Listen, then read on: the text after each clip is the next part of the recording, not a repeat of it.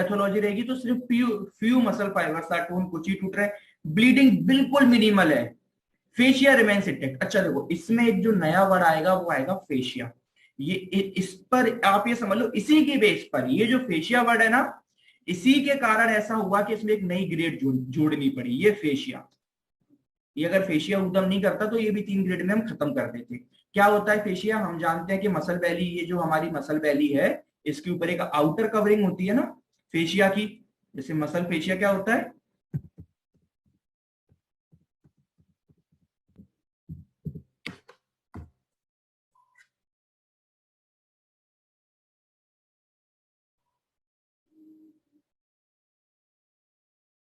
ये दिख रहा है, ये पूरी मसल्स हैं, ये फाइबर्स हैं, और ये देखो ये ऐसे इस तरीके से फेशिया की कवरिंग होती है।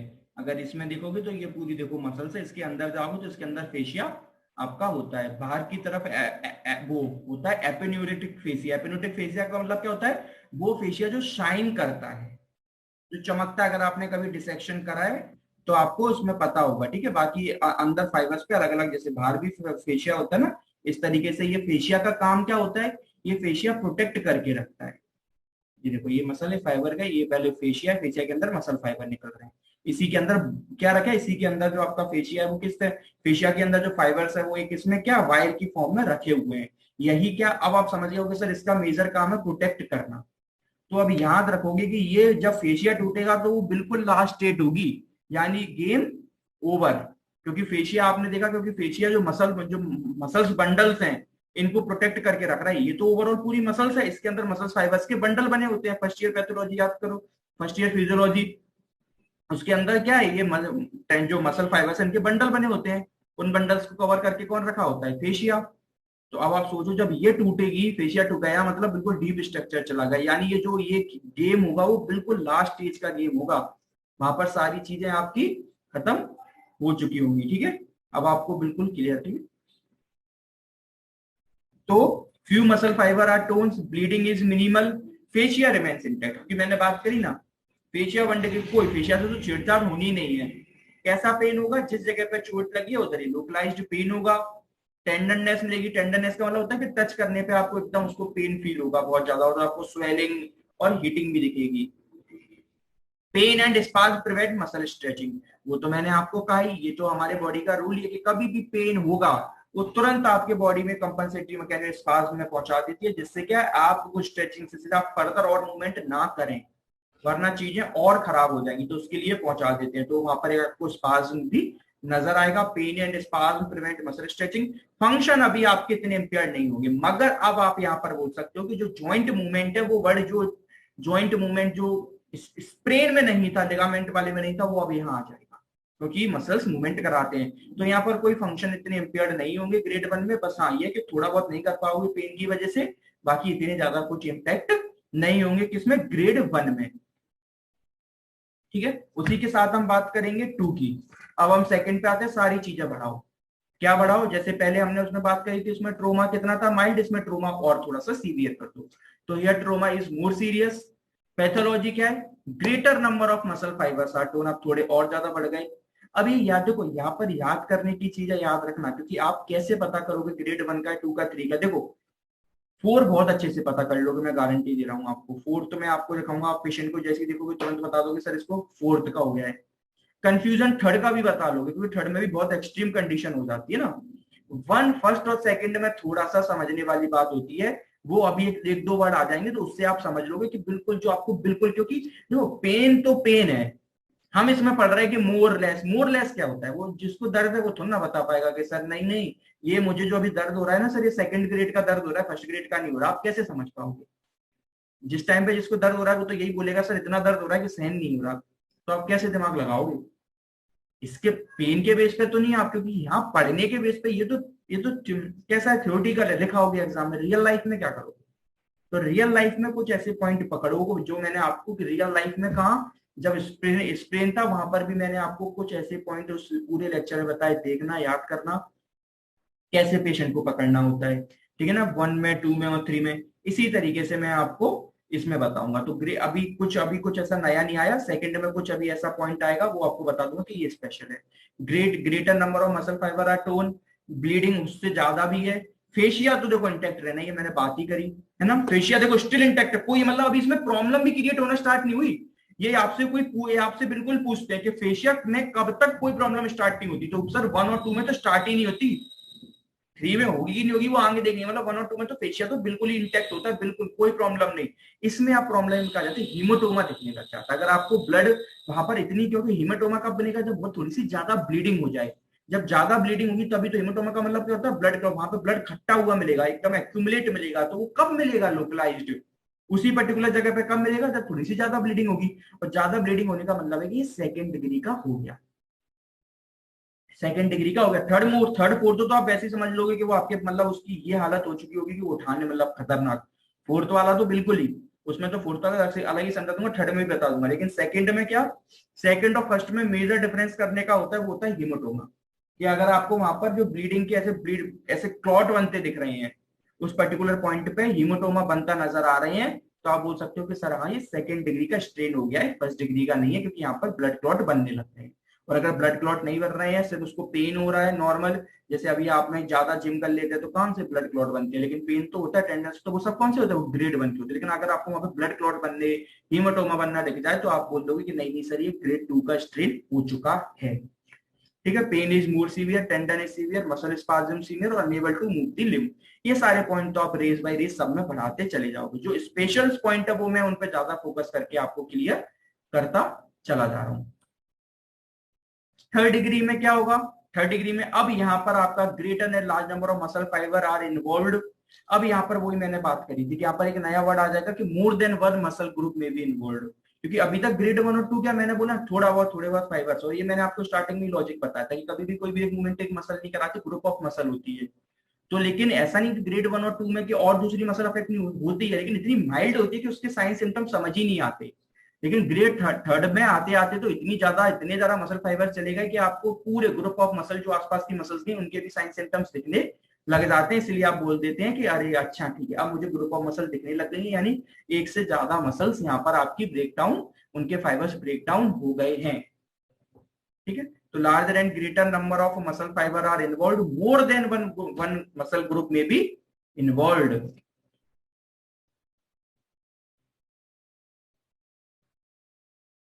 क्या हो गया, अब यहां पर जो फेशिया था वो हल्का सा टूटेगा, यानी ग्रेड थर्ड में फेशिया है वो पार्शियली टोर्न होता है।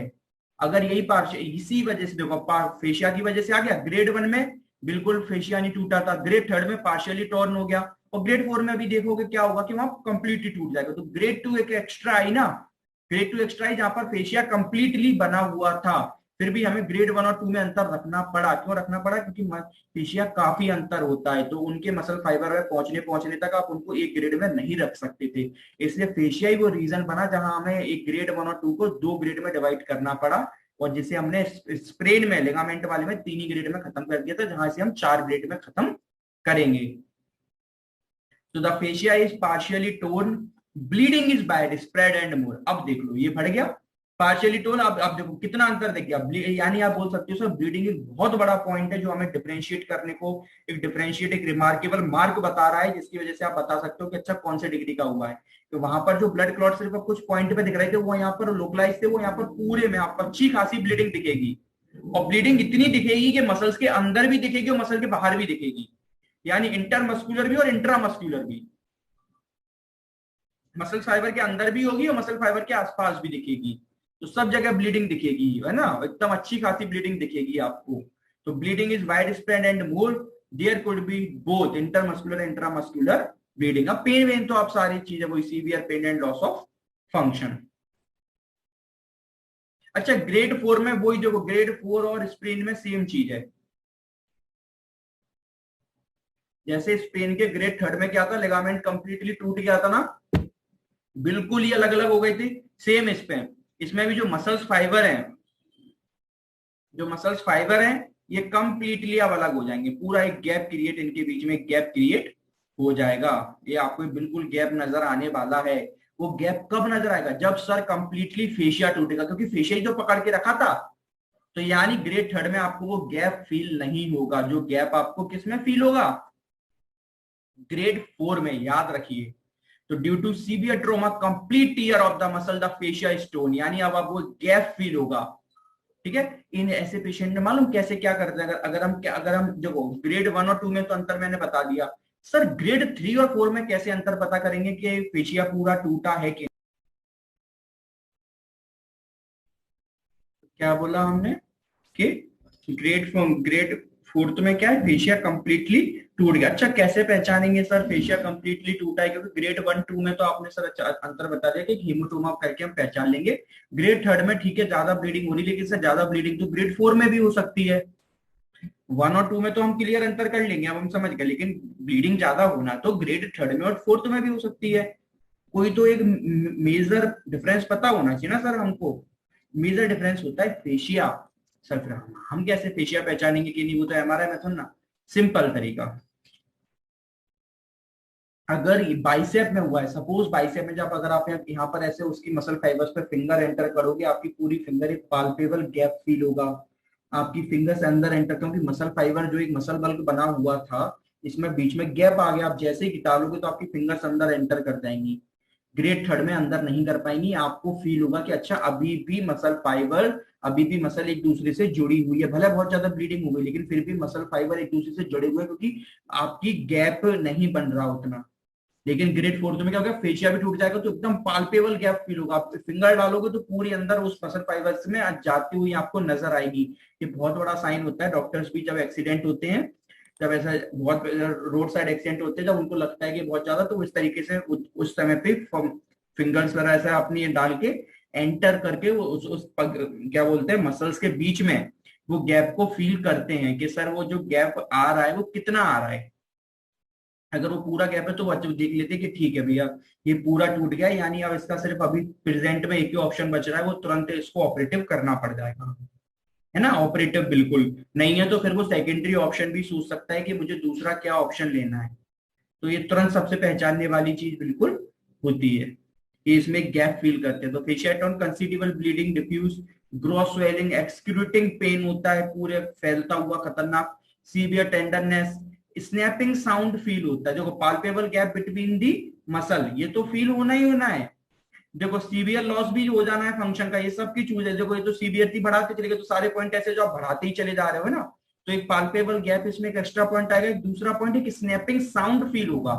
किसको, पेशेंट को, वो आपको फील नहीं होगा, वो पेशेंट को होगा। मालूम कैसे होगा सर, इमेजिन करो ये एक मसल फाइबर है, अब ये बीच में से टूट जाए, अब ये मसल इधर अटक, तो वो क्या होगा, अब अगर आप जैसे कुछ भी करोगे तो वो फाइबर्स का इस तरीके से करेंगे, फ्लैप होगा, इस तरीके से हिलेगा। जो टूट गया एक पार्ट वो इस तरीके से, जो आप कुछ मूवमेंट करो तो इस तरीके से अंदर ही हल्का सा बिल्कुल स्लाइटिंग मूवमेंट, आपको आवाज नहीं आएगी, लेकिन उसकी क्या है वो फाइबर बोन से या जो आसपास के स्ट्रक्चर है ना, वो मसल फाइबर जो बचा हुआ है वो उससे क्या होगा, बार बार टच होगा ऐसे ऊपर नीचे, तो उससे लगेगा कि नहीं अंदर कोई भी चीज हिल रही है, अंदर कोई भी चीज क्या है वो ऐसे ऐसे क्या हो रही है, हिल रही है। और उसको, और देखो फाइबर से यानी तो कहीं से टकराएंगे तो एक कैसा होगा, स्नैपिंग साउंड है, वो स्नैपिंग साउंड चट करके ऐसा एकदम इस तरीके से ऐसे उसको लगेगा, तो ये उसी को फील होगा, वो आपको खुद बोलेगा। डॉक्टर ये पूछता है कि अंदर आपको ऐसा तो नहीं लग रहा कि कोई आवाज आ रही है, कोई आवाज आ रही, तो जिसका 3rd डिग्री का होगा वो नहीं बोलेगा, बोलेगा नहीं सर कोई आवाज नहीं आ रही।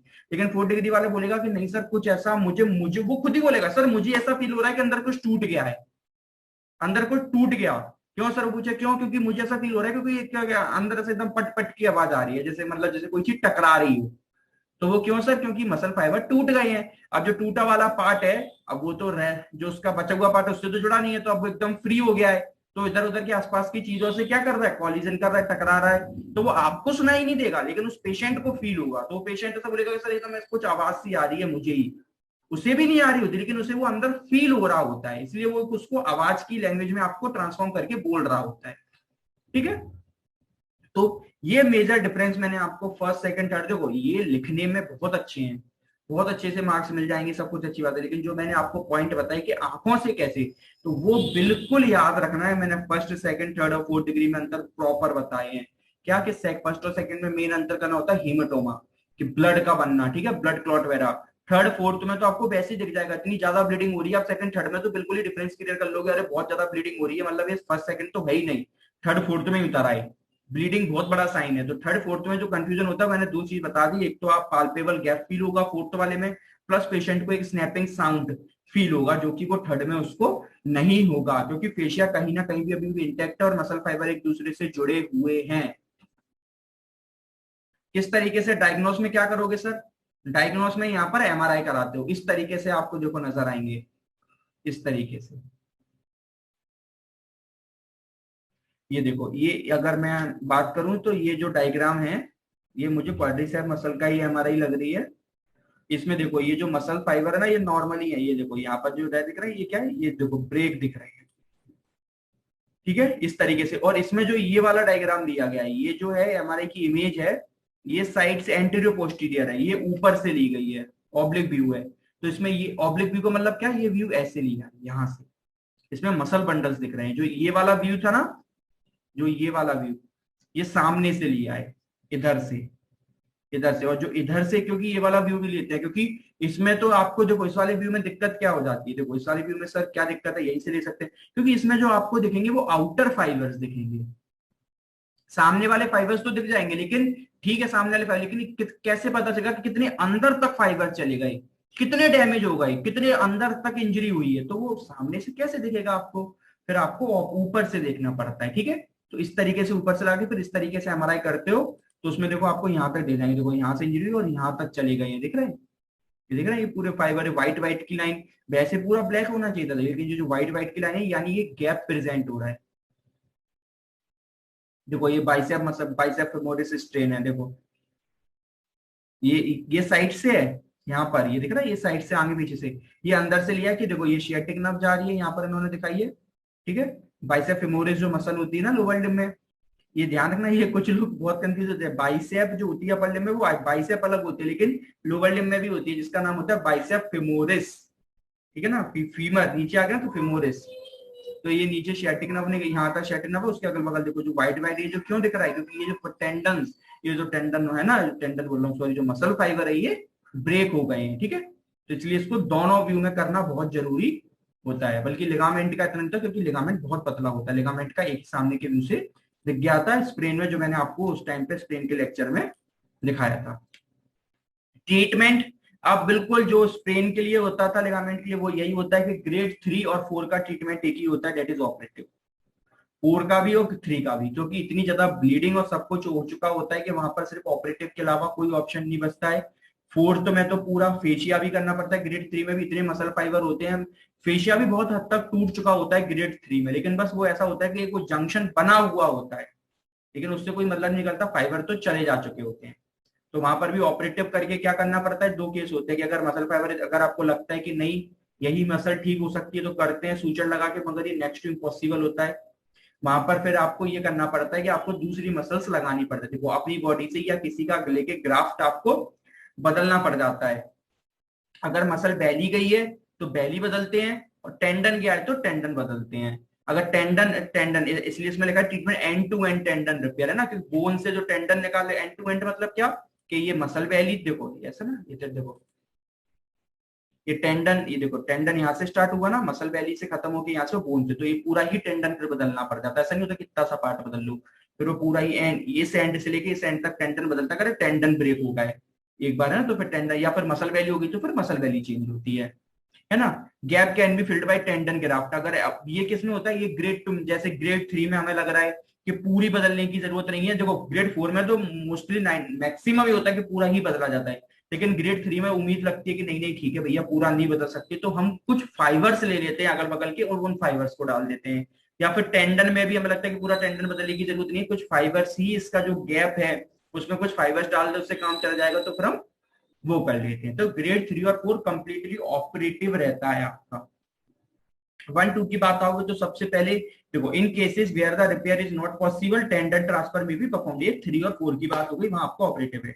1 और 2 में क्या करोगे, देखो हमेशा याद रखो, फर्स्ट और सेकंड मैंने स्प्रेन में भी आपको पढ़ाया था, एक ही प्रोटोकॉल होता है, that is rice protocol. Rice protocol क्या कहता था, राइस प्रोटोकॉल, इसमें भी यही, राइस माने, आर माने रेस्ट कंप्लीटली, क्योंकि पेशेंट को हमें कंप्लीटली इमोबिलाइज करना है, हमने अगर एक भी मूवमेंट करा दिए तो चीजें और खराब हो जाएंगी। चाहे 1 और 2 हो, कंप्लीटली इमोबिलाइज, आई से आइसिंग, किसके लिए, क्योंकि स्वेलिंग इडिमा डेवलप नहीं होगा, जो जो सेम स्प्रेन में था वही चीज में बता रहा हूँ, है ना, जिससे कि आपका नर्व जो इरिटेट है वो सब कम होकर पेन कम हो जाएगा। इसलिए जब भी ये वाला लेक्चर देखो तो उससे पहले स्प्रेन वाला लेक्चर उसको देख लो, उसको रिवाइज कर लो, फिर स्ट्रेन पे आओ, क्योंकि इसकी थोड़ी बहुत चीजें मैंने जो ट्रीटमेंट है उसमें मैंने बहुत अच्छे से समझाया है। तो वहां पर देख लो, यहाँ पर देख लोगे तो ये इसको फिर इसको समझना आपके लिए बहुत अच्छे से इजी हो जाएगा, कोई दिक्कत नहीं आएगी। फिर कंप्रेशन बैंडेज होता है, मैं आपको बता चुका था, कंप्रेशन बैंडेज टाइट करके बांध देते हैं जिससे कंप्लीटली इमोबिलाइज हो जाए, और ई से एलिवेट कर देते हैं। क्यों? क्योंकि इडीमा वगैरह डेवलप ना हो, नहीं तो इडीमा और स्वेलिंग वगैरह आपकी डेवलप हो जाएगी। ठीक है, यही राइस प्रोटोकॉल करते हैं, हमारा यही काम होता है। ग्रेड 1 में बस ये होता है कि टाइम पीरियड ग्रेड 2 से कम हो जाता है, किसका? इमोबिलाइजेशन फेज का। हमें लगता है अच्छा इसका पेन ठीक हो गया, फिर हो गया, तो उसके बाद हम फिर उसको एक्टिविटी में लगा देते हैं, वरना नहीं तो क्या होगा, जो स्पाज्म बना था वो परमानेंट हो जाएगा, फिर पेशेंट उसकी वजह से मूवमेंट नहीं कर पाएगा। तो फिर आप धीरे धीरे करके मूवमेंट एसोसिएट कर देते हो।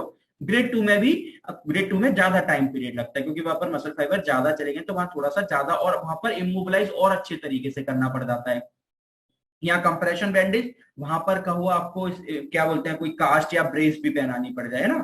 और 3/4 में मोस्टली आपका ऑपरेटिव, 4th में तो 100% ऑपरेटिव होता है, और 3rd में भी मोस्टली ऑपरेटिव ही करना पड़ जाता है। इतने मसल फाइबर चले जाते हैं कि बहुत rare of the rarest chance होता है कि उसको उस तरीके से करा कर मतलब क्या नॉन ऑपरेटिव ट्रीटमेंट कर सके। ठीक है, तो यही हमारा इसमें ट्रीटमेंट होता है। पर्टिकुलर एक्सरसाइजेस वगैरह जब तक पेन या कुछ आप नहीं करोगे, आपका यही काम है कि इलेक्ट्रोथेरेपी देके पेन कम करो, है ना, पेन किलर्स वगैरह देके इनसे करो, रेस्ट प्रॉपर दो, आइसिंग कराओ, कंप्रेशन बैंडेज मार के कंप्लीटली उसको इमोबिलाइज कर दो, ई से एलिवेट कर दो, जिससे पेशेंट को एडिमा और स्वेलिंग डेवलप ना हो। फिर एक टाइम पीरियड के बाद जब आपको लगे, जैसे अलग अलग ग्रेड 1 का टाइम पीरियड आपको लगे इतने का पेशेंट का पेन कम हो गया, उसके बाद उसको मोबिलिटी बढ़ा दो, मगर बिल्कुल धीरे धीरे करके।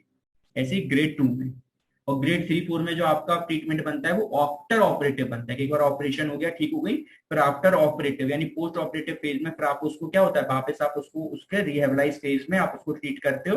और बाकी जो उसकी सारी चीजें होती है उसे वापस, जैसे लोअर लिम्ब में हुआ तो उसे चलना सिखाना, हैंड में हुआ उसके फंक्शंस को वापस क्या करना, रीएसोसिएट करना। तो वहां पर फिर आपका वो पोस्ट ऑपरेटिव फेज बनता है। That's all complete about for strain. ठीक है।